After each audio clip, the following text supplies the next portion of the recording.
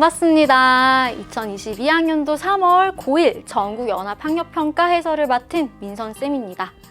여러분들 고등학교 시작한 지 얼마 되지 않은 이 시점에서 저 생애 처음 경험하는 모의고사라는 걸 쳤다. 정말 대단한 친구들입니다. 그걸 하루를 온전히 견뎌낸 거잖아요. 그래서 여러분들한테 토닥토닥 해주고 싶어요. 정말 토닥토닥 스스로 해주시고요. 진짜 고생 많으셨습니다. 아마 대부분의 친구들 다 열심히 순간순간 최선을 다해서 풀어봤을 거야. 특히 이번 3월 모의고사 사회 영역은 어땠냐?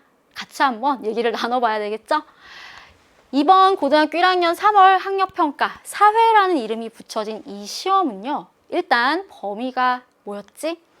그렇지. 내가 중학교 3년 동안 다니면서 도덕 시간 그리고 사회 시간에 무엇을 배웠나 다시 한번 확인하는 시간이었습니다. 그래서 선생님이 20문항을 봤더니 우리 도덕 과목에서 여러분들이 배웠을 문항이 6문항이 출제가 됐고요. 그리고 사회 시간에 배웠을 거야. 그런데 우리가 중학교 사회 시간에 배운 내용은요. 지리 영역과 일반 사회 영역이 함께 합쳐져 있거든요. 그래서 이 지리 영역과 관련된 문항이 7문항, 그리고 일반 사회라는 영역은요. 정치, 법, 경제, 사회, 문화 이런 것들과 관련된 영역이라고 생각하면 돼요. 이 문항이 똑같이 지리와 마찬가지로 7문항이 출제되어서 총 20문항이 출제가 되었습니다. 자, 그러면 여러분들 이번 3월 학력평가는 범위가 중학교 범위였는데 그런데 통합사회랑 관련이 있나요? 관련이 있어요. 고등학교 1학년 통합사회 수업에서 도대체 뭘 배울까요? 를 여러분들이 알 수 있는 시험입니다. 왜냐하면 중학교 도덕 사회 시간에 배운 내용과 여러분들이 1학년 때 배울 통합사회 과목의 주제들이요. 연결됩니다. 그래서 나 이거 예전에 배웠던 건데 또 나오네? 또 나와요. 그래서 사실은 선생님이 3월 학력평가 사회시험 문항들 중에 특히 우리 통합사회에서 또 강조될 주제가 담겨있는 문항들도 다시 한번 정리해서 소개해 드릴 겁니다. 자, 여러분들 이제 이 얘기를 해야 되죠. 3월 학력평가 난이도 어떠셨나요? 사실은 우리가 이제 2020학년도 그리고 작년 2021학년도 그리고 올해 이렇게 봤을 때 선생님이 지금 이렇게 3년째 해설을 하고 있는데 2020학년도, 2021학년도 3월 사회시험에 비해서는 아주 조금 어려웠어요. 아주 조금. 그래서 이때보다 좀 난이도가 올라가서 여러분들이 미리 이제 예전 기출을 풀어봤던 친구들은 예전 기출은 굉장히 쉬웠는데 이번 시험은 좀 헷갈리는 게 있었어 라는 친구들이 있었을 겁니다. 일단 그 이유 중에 하나는 사회 1 과목에서 배운 내용이 무려 절반, 10문항이 나왔어요. 20문항 중에 10문항. 그런데 여러분들 우리 사회 1 과목은 주로 언제 배우죠? 중학교 3학년 때가 아니라 주로 중학교 1학년 혹은 2학년 때 배우는 과목입니다.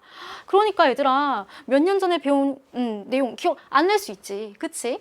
그리고 특히 여러분들 우리 일반 사회 파트에서 정치, 예를 들면 의원내각제, 대통령제, 내각? 이게 뭐였더라? 강요는 또 뭐였지? 이런 개념들, 그리고 경제, 그래프 나왔고요. 환율이라는 개념이 뭐였지? 이것도 막막했던 친구들이 있었을 거야.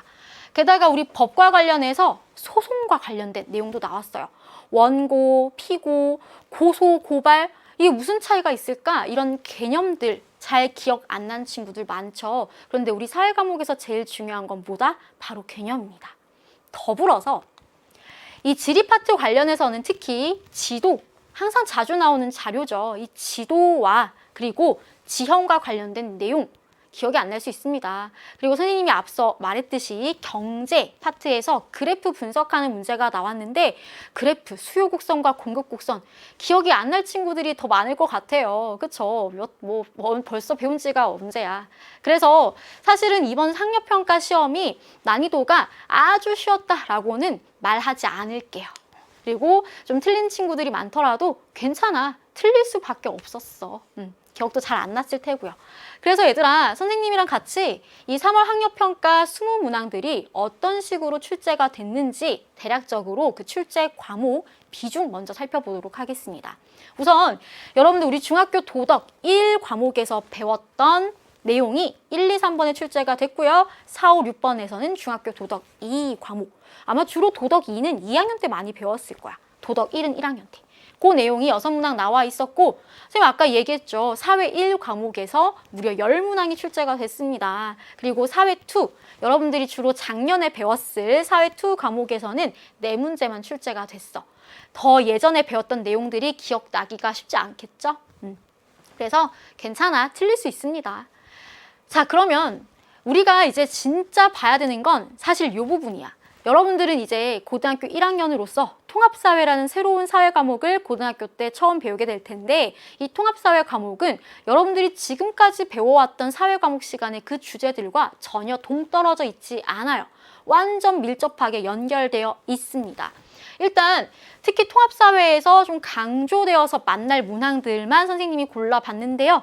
일단 2단원 자연환경과 인간과 관련된 문항이 5문항이 있고요.